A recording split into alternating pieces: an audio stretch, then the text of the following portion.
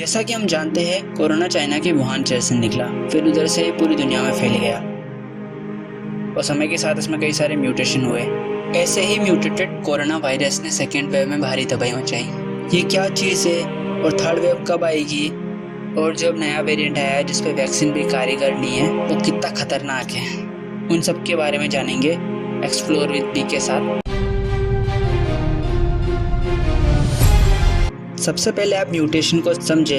आपके परदादा है, उनके बच्चे हुए, जिसमें आपके दादा भी है। अब आपके दादा के बच्चे हुए, फिर उनके बच्चे के बच्चे हुए, और जिसके अंदर कोई बच्चा छोटा निकलता है, कोई बड़ा, कोई मोटा, कोई पतला, कोई इंटेलिजेंट, कोई बेवकूफ़। तो वैसा ही कोरोना वायरस में हो रहा है, जिसके अंदर कुछ कोरोना के वेरिएंट हमें इतना डैमेज नहीं पहुंचाते, लेकिन कुछ नुकसान पहुंचाते हैं जो हमारे लिए खतरे की बात है।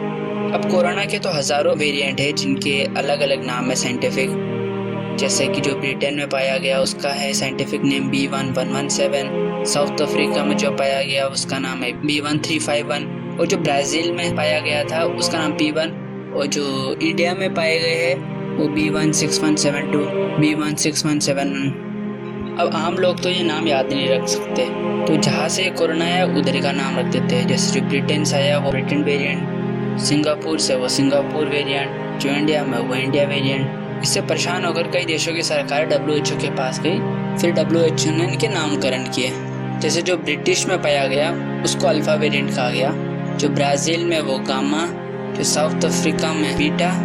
अब जो इंडिया में पाया गया उसको डेल्टा वेरिएंट कहा गया, और जो दूसरा वाला वेरिएंट है जिसे कापा वेरिएंट कहा गया। अब जो ये डेल्टा वेरिएंट है इसी ने इंडिया में बुरी तबाही लाई। ये इतना खतरनाक है जिसने इंडिया में लाखों लोगों की जान ले ली, जिसने युवाओं को तक नहीं छोड़ा। वही सेकेंड वेव में बुजुर्ग लोगों पर इतना असर नहीं हुआ क्योंकि उन्हें कोरोना की पहली डोज लग चुकी थी। अब जो ये डेल्टा वेरिएंट है वो पूरे वर्ल्ड में सबसे खतरनाक वेरिएंट है। जैसा कि हम जानते हैं, इंडिया में पॉलिटिशियन थोड़े अनपढ़ या कहे मोटी बुद्धि वाले होते हैं, जिनको एक बार में बात समझ नहीं आती। अब ये वायरस चाइना से निकला, लेकिन ये चाइनीज़ वायरस नहीं कहेंगे, लेकिन जो ये डेल्टा वेरिएंट है उसे इंडियन वेरिएंट करके चलाते फिरेंगे। इंडियन वेरिएंट कोरोना से डरे हुए हैं। कौन है ये लोग? कहां से आते हैं? अब जो डरने की बात है वो ये है कि अब एक और नया वेरिएंट सामने आया है, जिसे डेल्टा प्लस वेरिएंट का नाम दिया गया। अब ये इतना खतरनाक है कि इस पर वैक्सीन इतनी कारगर नहीं है। इसी को देखते हुए गवर्नमेंट जल्द से जल्द वैक्सीनेशन का काम खत्म करना चाहती है, ताकि डेल्टा प्लस वेरिएंट की चेन को तोड़ा जा सके। तो आप सबसे ये गुजारिश है कि जल्द से जल्द वैक्सीनेशन करवा लो, ताकि फ्यूचर में जान जाने का खतरा ना पड़े, ताकि घर पर ही आप ठीक हो सके।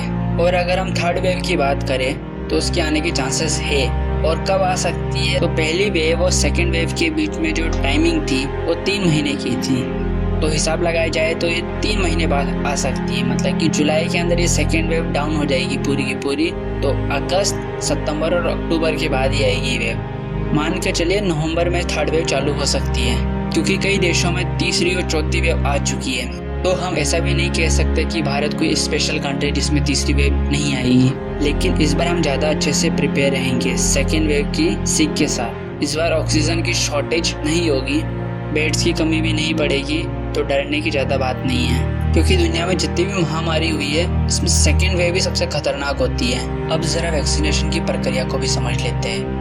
आप किसी भी सरकारी अस्पताल में कोवैक्सीन और कोविशील्ड वैक्सीनेशन का टीकाकरण करवा सकते हैं मुफ्त में। और वही अगर आपको किसी प्राइवेट अस्पताल में टीकाकरण करवाना है तो आपको प्राइवेट हॉस्पिटल को खर्चा पानी देना होगा, जिसमें 150 रुपये गवर्नमेंट का सर्विस चार्ज होगा, जहाँ पर कोविशील्ड का प्राइस 780 होगा, कोवैक्सीन का 1410, वही स्पुतनिक का 1145, और कोई भी प्राइवेट हॉस्पिटल इससे ज़्यादा नहीं ले सकता। अभी वैक्सीनेशन की शॉर्टेज है, लेकिन जुलाई के महीने में कई सारी कंपनियां वैक्सीन बनाने का ठेका ले रही है। उसके बाद अब वैक्सीन की शॉर्टेज ये दिक्कत फील नहीं करोगे।